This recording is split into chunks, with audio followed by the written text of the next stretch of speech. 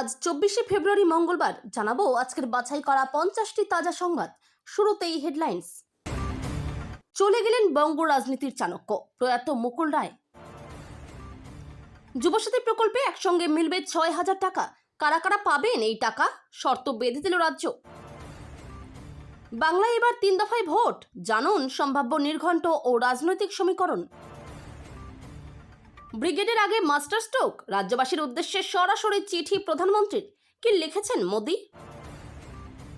তৃণমূলের প্রার্থী তালিকায় অপারেশন ক্লিন, 40 জন বিধায়কের টিকিট কাটার সম্ভাবনা, নজরে রিপোর্ট কার্ড।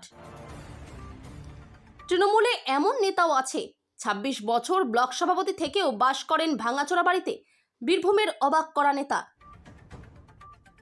মুকুল রায়কে নিয়ে দিলীপ ঘোষ যে কথা কখনো বলেননি, আজও বললেন না। অমিত শাহ কিন্তু কার্পণ্য করেননি।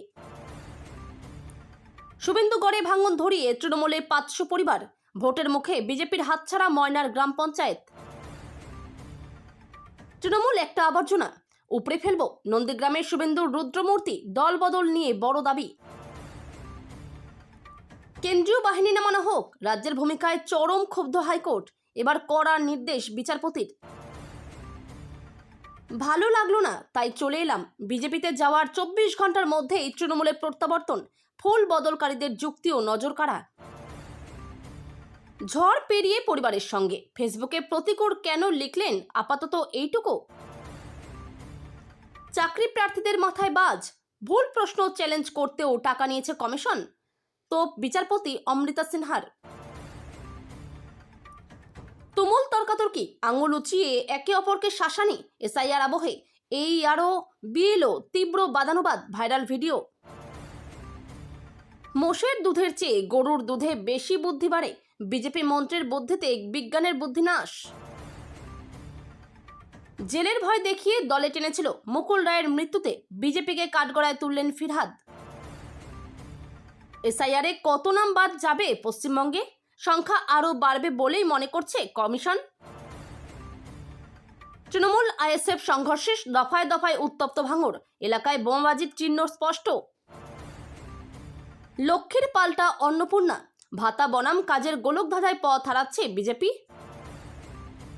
তাজমহল ভেঙে যেতে পারে, মানুষ ভালোবাসা বন্ধ করে দেবে না, বন্ধুকে কি বার্তা সৃজনের। ভোটের আগে ফের বড় ধস, শুভেন্দুর জেলায় এবার পঞ্চায়েত হাতছাড়া বিজেপির। লাইনে তুমুল ঝগড়া, ধস্তাধস্তি, শেষে আরামবাগে ফর্ম দিতে হলো সিভিক ভলেন্টিয়ারদের। জলের দরে ফলের রস, ফেসবুকে 2.5 লাখে ব্লোরো গাড়ির হাতছানি, ফাঁদে পা দিয়ে কি হলো যুবকের। যৌন হেনস্থার অভিযোগ তুলতে তরুণীকে 25 লাখ অফার, সিপিএম এর আইনজীবীর কেলেঙ্কারিতে নয়া তথ্য।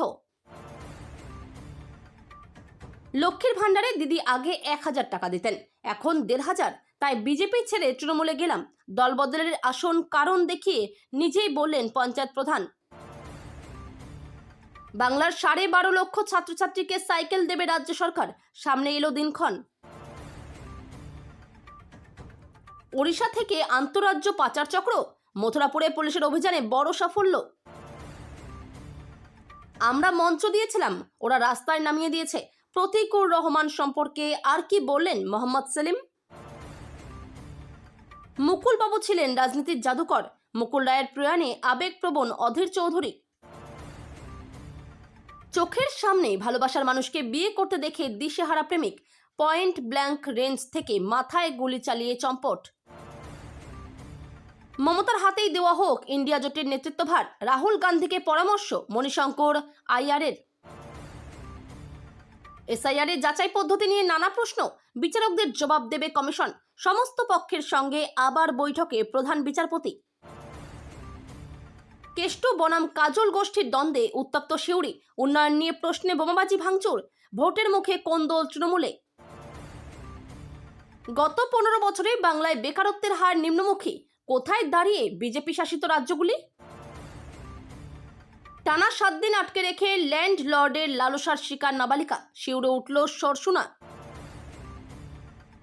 মধ্যযুগীয় বর্বরতা, প্রতিবাদের জেরে নাবালিকার সামনেই মাকে বিবস্ত্র করে মারধর, পটাশপুর কাণ্ডে ফুঁসে উঠলেন সুকান্ত।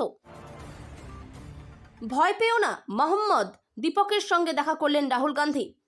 জিমের সদস্য হওয়ার ইচ্ছে প্রকাশ। বাংলাদেশ সেনাবাহিনীতে বড়সড় রদবদল, তারেক রহমান সরকার আসতেই শীর্ষ পদে রদবদল। মুকুল রায়ের জন্যই মমতা মুখ্যমন্ত্রী হতে পেরেছিলেন বিস্ফোরক হুমায়ুন কবির। দেশের বিচার ব্যবস্থা সাধারণ মানুষের শেষ ভরসা স্থল, তাই আদালতকে নিরপেক্ষ ও নির্ভীক ভূমিকা পালন করতে হবে, প্রদেশ কংগ্রেস। এতক্ষণ শুনছিলেন আপনারা সংবাদ শিরোনাম, এবার শুনবেন বিস্তারিত খবর। তৃণমূল কংগ্রেসের এক অধ্যায়ের ইতি প্রয়াত বর্ষিয়ান রাজনীতিবিদ মুকুল রায় সোমবার 23শে ফেব্রুয়ারি রাত 1:30 নাগাদ শহরের একটি বেসরকারি হাসপাতালে শেষ নিঃশ্বাস ত্যাগ করেন তিনি। মৃত্যুকালে তার বয়স হয়েছিল 72 বছর।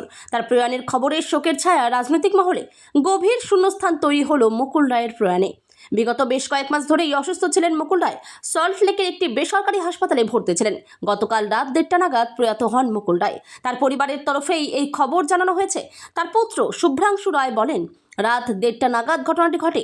বাবা অনেক লড়াইয়ে জিতেছিলেন, কিন্তু এই লড়াইয়ে হেরে গেলেন। আমি চলে আসার পর এটা হয়েছে। চিকিৎসকদের সঙ্গে কথা বলেছি, এখন হাসপাতালে যাচ্ছি। যুবসাথী প্রকল্পে এবার এককালীন মিলবে 6,000 টাকা, কিন্তু কারা পাবেন এই টাকা জেনে নিন কি বলছেন মমতা বন্দ্যোপাধ্যায়। বাংলার যুবসাথী প্রকল্প নিয়ে সাধারণ মানুষের মধ্যে ইতিমধ্যেই উৎসাহের শেষ নেই। এবার রাজ্যের শিক্ষিত বেকাররা মাসে মাসে পাবেন 1500 টাকা করে।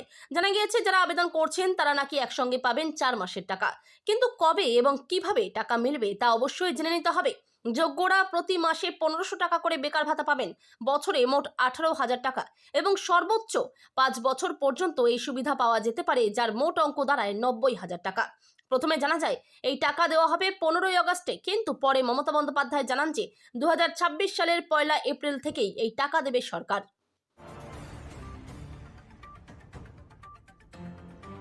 আগামী 7ই মে শেষ হচ্ছে বর্তমান রাজ্য সরকারের মেয়াদ। সাংবিধানিক নিয়ম অনুযায়ী তার আগেই রাজ্যে বিধানসভা নির্বাচনের পুরো প্রক্রিয়া সম্পন্ন করতে হবে। আর সেই লক্ষ্যেই জাতীয় নির্বাচন কমিশন এবং রাজ্য প্রশাসনের অন্দরে শুরু হয়ে গিয়েছে জোরদার প্রস্তুতি। রাজনৈতিক মহল ও প্রশাসনিক সূত্র মারফত জানা যাচ্ছে, সবকিছু ঠিকঠাক থাকলে 2026 সালের পশ্চিমবঙ্গ বিধানসভা নির্বাচন মাত্র 3 দফাতেই সম্পন্ন হতে পারে। কবে হতে পারে নির্বাচন? সূত্রের খবর, আগামী 15ই এপ্রিল থেকে 30শে এপ্রিলের মধ্যে গোটা রাজ্যে এই 3 দফার ভোট গ্রহণ সম্পন্ন হওয়ার সম্ভাবনা প্রবল। আসন্ন নির্বাচনের জন্য আগামী 28শে ফেব্রুয়ারি রাজ্যে চূড়ান্ত ভোটার তালিকা প্রকাশিত হতে চলেছে।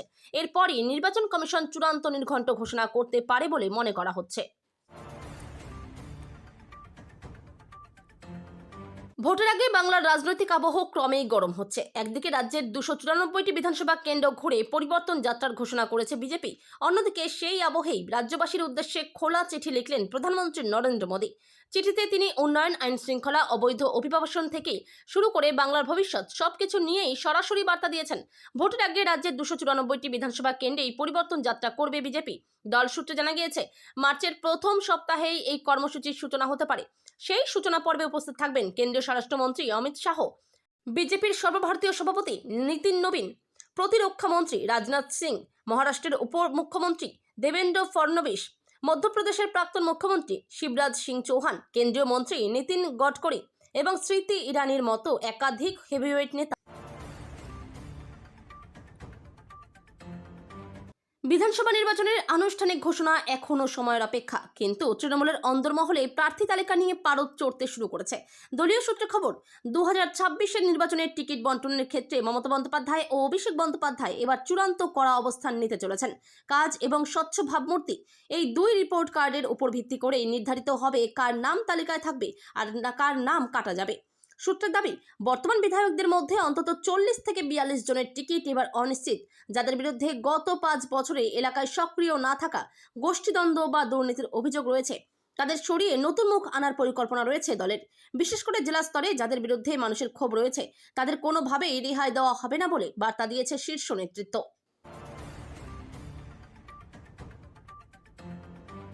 গত প্রায় 1.5 বছরের বেশি সময় ধরে সংকটজনক অবস্থায় হাসপাতালে ভর্তি ছিলেন মুকুল রায়। বাকি মস্তিষ্ক বা শরীর কোনোটাই ঠিকমতো সাড়া দিচ্ছিল না, দেহে প্রাণটুকু শুরু ছিল। রবিবার মধ্যরাতে সেটুকুও বেরিয়ে যায় তার শরীর থেকে। গত 2 দশকের বাংলার রাজনীতির ইতিহাস মুকুল রায় ছাড়া অসম্পূর্ণ। এদিন তার মৃত্যুর পর তাই খুব স্বতঃস্ফূর্তভাবেই মুকুল রায়ের মৃত্যুতে শোক জানিয়েছেন মমতা বন্দ্যোপাধ্যায়, নরেন্দ্র মোদী সহ বহু নেতা ও নেত্রী। অনেকে স্মৃতিচারণাও করেছেন। এরই মধ্যে রাজ্য বিজেপির প্রাক্তন সভাপতি দিলীপ ঘোষের কথা কারো কারো কানে বেজেছে। দিলীপ ঘোষ এদিন বলেন, বাংলার রাজনীতিতে মুকুল রায় খুবই চর্চিত ছিলেন। তৃণমূলকে দাঁড় করানোর জন্য তার বিরাট বড় যোগদান আছে। বিজেপিতেও উনি সার্ভিস দিয়েছেন। একজন বড় রাজনীতিক চলে গেছেন, খুব কষ্ট পেয়েছেন অনেক দিন ধরে। বিজেপিতে উনি সার্ভিস দিয়েছেন কথাটাই অনেকের কাজে বেজেছে, কারণ তারা মনে করেন বাংলায় বিজেপিকে বড় জয়ের পথ দেখানোর অন্যতম কারিগর ছিলেন মুকুল রায়।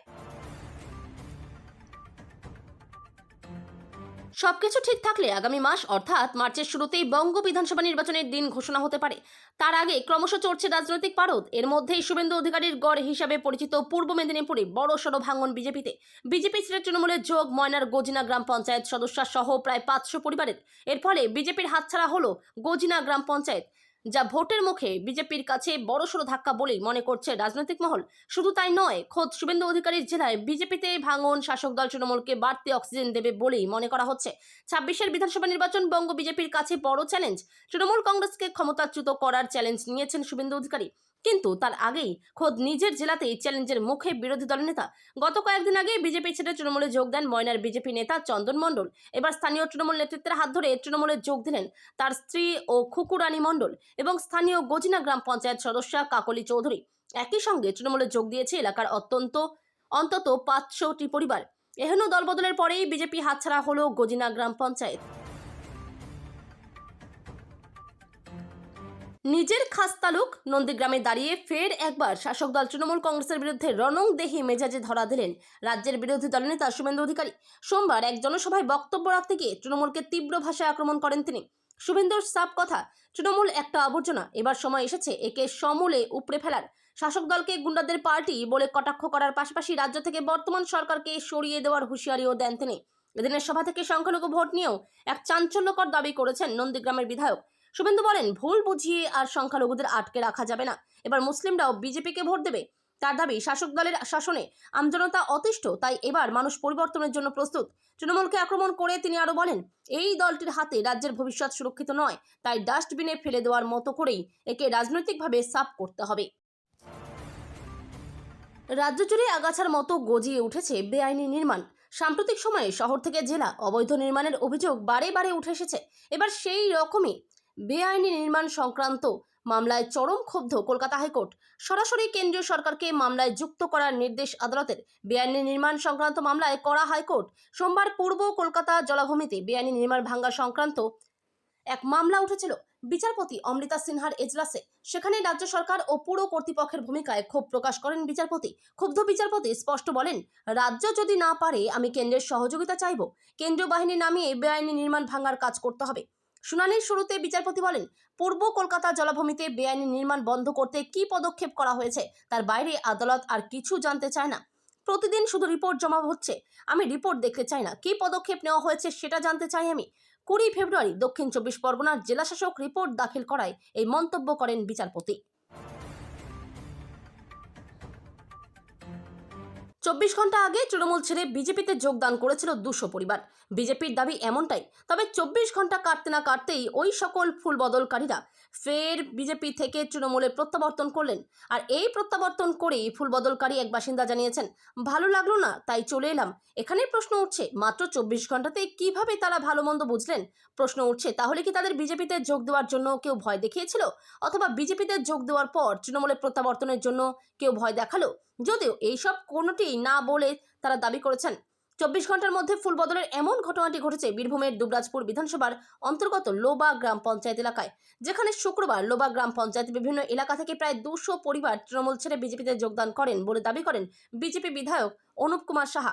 আর 24 ঘন্টা কাটতে না কাটতেই বিজেপিতে যোগদানকারীরা প্রত্যেকেই পুনরায় তৃণমূলে প্রত্যাবর্তন তো করলেন, পাশাপাশি আরও কয়েকজন বিজেপি কর্মী সমর্থকদের নিয়ে দল ভারী করলেন তৃণমূলে।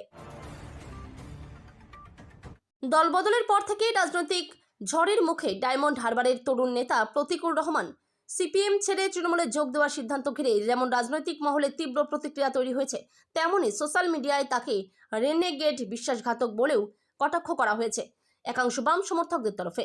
এই আবহেই হঠাৎ ফেসবুকে পরিবারের সঙ্গে একটি ছবি পোস্ট করে তিনি লিখলেন, আপাতত এইটুকু। শনিবার আমতলায় তৃণমূলের দলীয় কার্যালয়ের সর্বভারতীয় সাধারণ সম্পাদক অভিষেক বন্দ্যোপাধ্যায়ের হাত ধরে আনুষ্ঠানিকভাবে তৃণমূলে যোগ দেন প্রতিকুর রহমান। দলবদলের পরপরই সিপিএম তাকে বহিষ্কার করে। এরপর থেকেই রাজনৈতিক চর্চার কেন্দ্রবিন্দুতে তিনি। দলীয় সিদ্ধান্তের সমালোচনা করে আগেই সিপিএম এর প্রাথমিক সদস্য পদ সহ জেলা ও রাজ্য কমিটির দায়িত্ব ছাড়ার চিঠি পাঠিয়েছিলেন প্রতিকুর। তখনই জল্পনা শুরু হয়েছিল তার তৃণমূলে যোগদানের সম্ভাবনা নিয়ে। 26-এর ভোটের আগে এই পদক্ষেপকে রাজনৈতিক মহলে কৌশলগত চাল হিসেবেই দেখা হচ্ছে। রাজ্যের শিক্ষক নিয়োগ প্রক্রিয়া নিয়ে বিতর্কের শেষ নেই। এবার দ্বিতীয় এসএলএসটি পরীক্ষায় প্রশ্ন ভুল এবং সেই ভুল চ্যালেঞ্জ করার জন্য পরীক্ষার্থীদের কাছ থেকে টাকা নেওয়া সংক্রান্ত মামলায় কড়া অবস্থান নিল কলকাতা হাইকোর্ট। ভুল প্রশ্ন পিছু 100 টাকা করে নেওয়ার আইনি বৈধতা ঠিক কতটুকু, সেই প্রশ্ন তুলে স্কুল সার্ভিস কমিশনকে বিস্তারিত রিপোর্ট পেশ করার নির্দেশ দিয়েছেন বিচারপতি অমৃতা সিনহা। সম্প্রতি নবম, দশম এবং একাদশ দ্বাদশের শিক্ষক নিয়োগের পরীক্ষা সম্পন্ন হয়েছে। গত 7 সেপ্টেম্বর নবম, দশম এবং 14 সেপ্টেম্বর একাদশ দ্বাদশের পরীক্ষা গ্রহণ করা হয়। এর কিছুদিনের মধ্যেই কমিশন তাদের উত্তরপত্র বা মডেল আনসার কি প্রকাশ করে। নিয়ম অনুযায়ী কোনো পরীক্ষার্থী যদি মনে হয় যে কমিশনের দেওয়া উত্তর ভুল, তবে তিনি সেটি চ্যালেঞ্জ করতে পারেন।